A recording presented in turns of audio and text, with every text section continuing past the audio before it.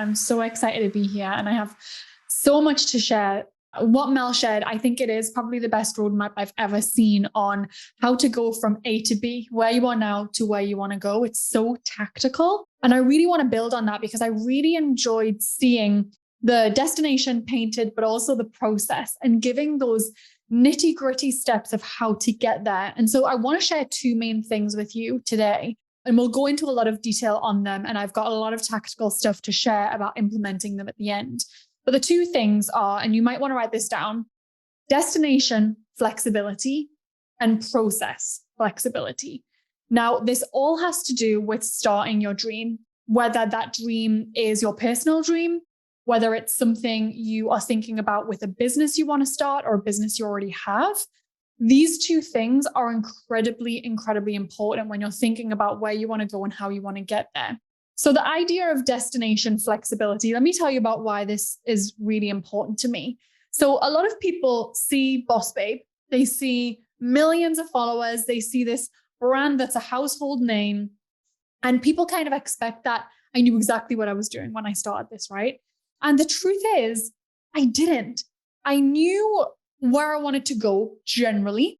I knew the kind of people that I wanted to serve. I knew what I wanted to do in the world, but I wasn't fully sure what the vehicle would look like or how it would end up turning out. But one thing about me is I just love taking action. Like I love just rolling my sleeves up and diving in, even if I'm not fully clear on where I'm going. I love just rolling my sleeves up. And so Boss Babe started as an Instagram account.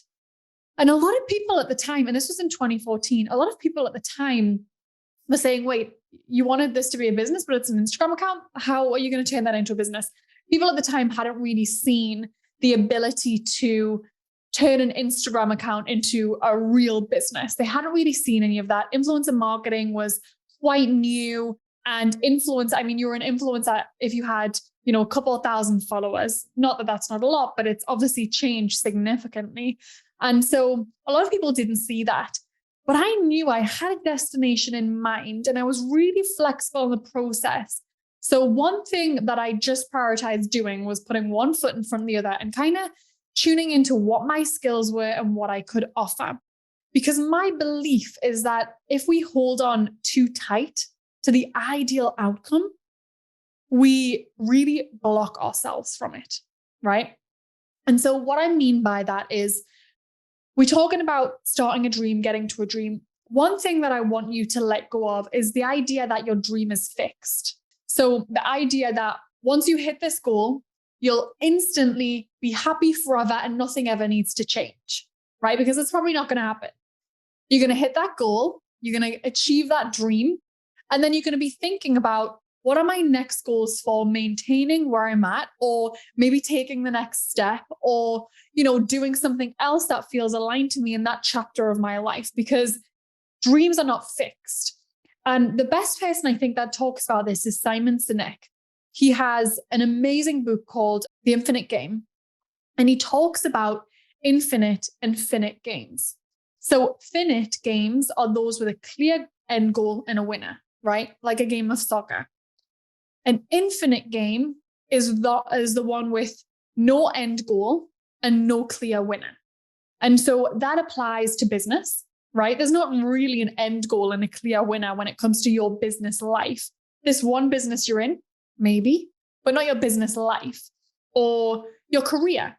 Getting that promotion isn't the finite goal, because once you get that promotion, you might then decide to hop into another company, or you might look for the next promotion, or the goal, if it's to start a family, probably isn't the finite goal, because once you have a family, you then want to invest in the family. Like whatever it is, it's not finite, it's infinite, right? So when you get there, it's one goal and you'll probably set another. So knowing that means that you can be flexible in that destination, right? You can be flexible in where you're going. So if the idea, like Mel was talking about, if the idea of this big dream, this big goal that you have is really overwhelming, I want you to stop holding onto it so tightly and just explore what it might feel like to hold it lightly. Right now, I'm going to encourage you, if you're watching this, put your hands out and really hold on to that dream, like really hold on to it, that big goal, that you're wanting to achieve. Like really hold on to it. And once you're holding it, I want you to feel the energy. Like there's a lot of energy in that dream for you and that goal for you. There's a lot there. What would happen if you started to loosen your grip a little bit? If you took a breath and loosened your grip, the dream hasn't gone anywhere. It's still there, but it feels a lot more achievable, right? Who's feeling that? I can see a bunch of you. And so what I want to show you through this is, if that goal that you're working towards and you're gripping so tightly feels so scary and unachievable, be willing to let go of the grip a little bit and to think about, a goal that might be a little bit closer to you, a goal that might be a little bit more achievable. If you've been thinking about, if you're a manager and you've got your eyes set on the CEO role, maybe loosen it up a little bit and think, you know what? Well, my actual next goal is this role, because I'm playing an infinite game. And I know once I get there, I'm going to hop to the next one. And once I get there, I'm going to hop to the next one, right? We often think about manifestation and goal setting as we need to have the absolute clearest picture of our North Star and where we're going, which is just not the case, because you and I both know that when you get there, you're going to keep pushing. So I want you to just hold it very, very lightly. And so when we are, working through frameworks and we're thinking about where we're going, be willing to identify what you might be holding on to too tightly, and make sure that with this goal you've got top of mind, that you're holding on to, you're not putting all of your eggs in there, all of your happiness, all of your joy, all of your presence. Because if we're just tightly holding on to this thing and kind of willing ourselves there, we kind of forget about where we're at right now. It's like Mel was talking about.